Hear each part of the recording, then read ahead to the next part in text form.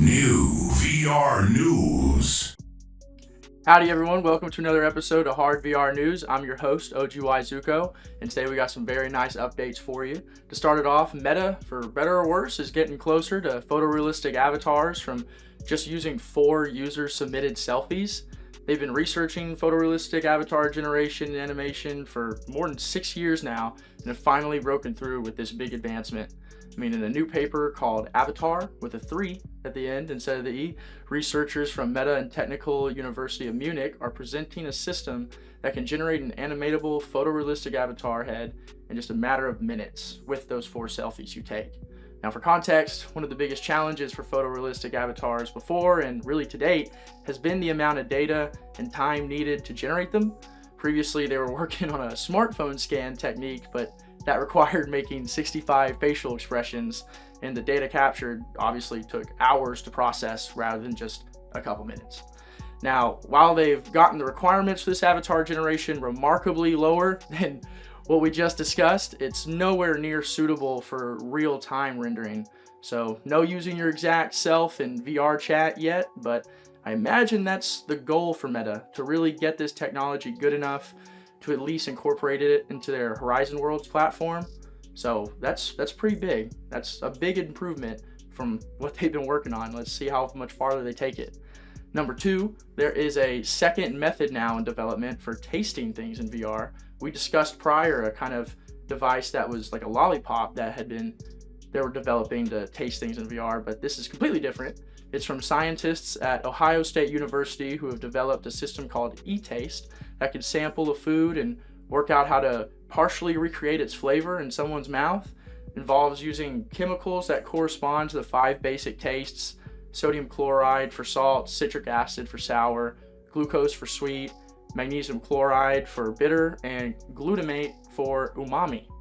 The system uses sensors to detect the levels of these chemicals in food, converts them to digital readings, and then sends those values to the pump, which pushes like small amounts of different flavor containing hydrogels, is the word they use, into a small tube that goes under your tongue.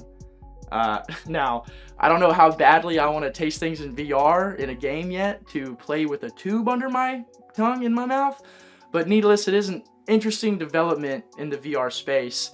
So it's going to be really cool to see how it all progresses and, what the mainstream device is in the future. These are kind of like all prototypes, it seems like, but it's going to get there eventually, and it's going to be interesting to see how that's done when it becomes foolproof. So moving on to number 3, these are kind of some game updates now, but the new VR time travel adventure game, Wanderer Fragments of Fate, has finally set for an official release date for Quest and PSVR 2 on March 27th. So coming right up, about another 2 weeks. And it's had 2 initial delays, so people have been really chomping at the bit, finding out when it's finally going to drop, and now they finally released it, hopefully with no more delays. Let's not make it a third. But the release dates for Steam and Pico platforms, those are still a bit to be determined. They haven't released those yet. So that's just for Quest and PSVR 2, that 27th date on this March. But yeah, it represents a complete rebuild of the original 2022 Wanderer game with entirely new graphics, built in Unreal Engine, the 5th Unreal Engine, so I think that's the newest one right now. But full body avatars, better physics, more expanded levels, new combat features, really the works. And just for like a little quick synopsis of what you'll be stepping into, you'll be stepping into the shoes of a character named Asher Newman, as you solve puzzles and navigate through different historical periods and diverse environments, such as going from Mayan jungles to war-torn Germany to a flooded Boston, all the way to the surface of the moon. So sounds like a pretty wild adventure. Going to be exploring a lot of different places. So that's that for that. Moving on to number 4, the popular VR hide-and-seek game Mannequin is now free on MetaQuest and half the price on Steam. So previously the game was $20, now it's just $10 on Steam, completely free on Quest. But there are some caveats. Playing free on Quest will give you access to the complete classic game experience, all standard maps, but to unlock exclusive character skins, custom game modes, additional maps, and the ability to change game modes, plus mod support, you'll need to purchase a premium upgrade. It's only $10, so technically, you still get the game cheaper than it was previously at $20. You know, now that it's free for the base, and then to unlock for the full thing, it's just $10. So it's still a win-win, honestly, in my opinion.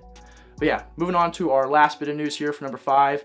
A sequel to the popular VR game Gorn, Gorn 2, is going to be coming out later this year. That's all time-wise they've given us, but it's exciting to see a new game coming from them, with Gorn, the first one, being such a classic VR game. I mean, it was available in early access all the way back in like the early VR days of 2016. They've been around, so it's gonna be cool to see their second iteration come out. To give a little overview of what's to come in it, developer Digital stated in the press release, in Gorn 2 you will ascend to a heavenly realm where the souls of all the gladiators you slaughtered in the first game now dwell. You'll kill them again, and the sequel aims to give, you know, everything Gorn was, but more. And alongside, you know, new weapons, you know, new additional enemies, of course, traps, power-ups, and they said a lot of other things. Anyway, the publisher also confirmed 2 more things. First, that there will be an optional endless mode unlocked after conquering all 5 heavenly arenas, where you can battle in a survival-themed non-stop mode. So that's kind of cool.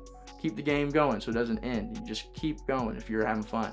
Second, they've confirmed a custom mode, which will allow players to create their own battlefields to fight in. No news has been dropped whether or not you'll be able to share these battlefields with other players and have it be multiplayer, but I always love games that let you like create your own stuff in the game. It definitely ups the replay value. So again, no exact date has been released on that for Gorn 2, but the platforms for the game have been. It's going to be coming to Quest, Steam, and PSVR 2. So yeah, stay tuned for that. And that's really all we have right now. Thank you everyone for tuning in. Please subscribe to get all the latest VR news. Drop a like down below, really helps us stay in the algorithm and keep this building up. And yeah, drop a comment if you have any questions, things you may want to see, things you're excited for. And I appreciate everyone for watching. Again, I'm OGY Zuko. I'll see you around.